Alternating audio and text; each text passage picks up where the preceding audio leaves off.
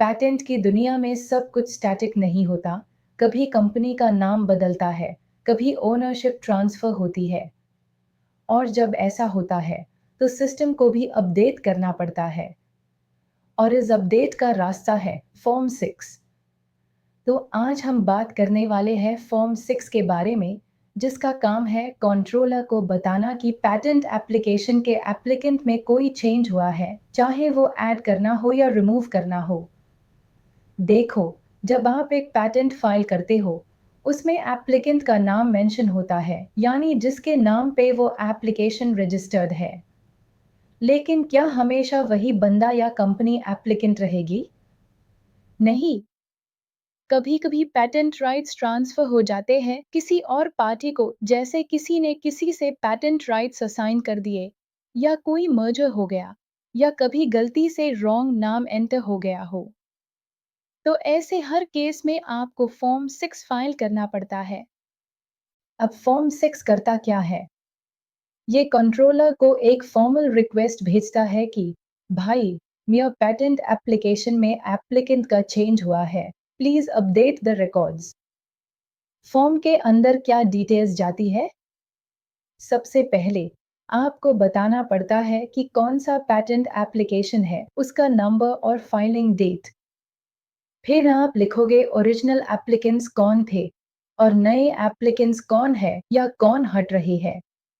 इसके अलावा आपको रीजन भी देना होता है क्यों चेंज हो रहा है, जैसे ड्यू टू असाइनमेंट, या बिकॉज ऑफ लीगल ऑर्डर, या मर्जर ऑफ टू कंपनीज, या कोई और वैलिड एक्सप्लेनेशन।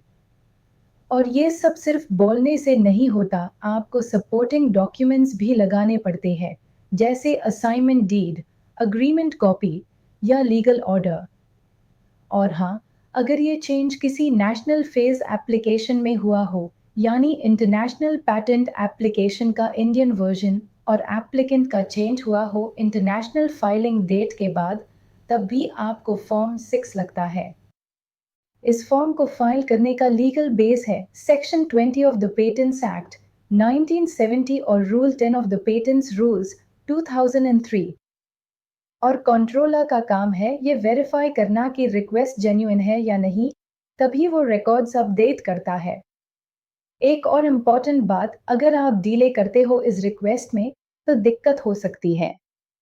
तो जैसे हाई एप्लीकेंट चेंज होता है, तुरंत फॉर्म 6 फाइल करो।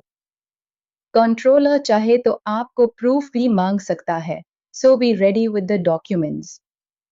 तो एक लाइन में बोले, फॉर्म 6 का काम है पैटेंट एप्लीकेंट के रिकॉर्ड्स को सही और अपडेटेड रखना, ताकि ओनरशिप क्लियर हो और किसी भी डिस्प्यूट का चांस कम हो। अगर आप पैटेंट के राइट्स किसी और को ट्रांसफर कर रहे हो, या किसी और ने राइटफुल ओनरशिप क्लेम किया है, form 6 is the way to गो।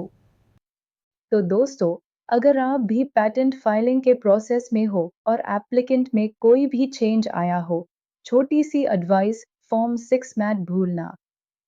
ये एक छोटी सी फॉर्मेलिटी है, लेकिन लीगल सिस्टम में क्लैरिटी लाने के लिए बहुत ज़रूरी है। मिलते हैं अगले वीडियो में किसी और पैटेंट फॉर्म के साथ। तब तक इनोवेशन करते रहिए और अपने राइट्स को प्रोटेक्ट करना मत भूलिए। बाय।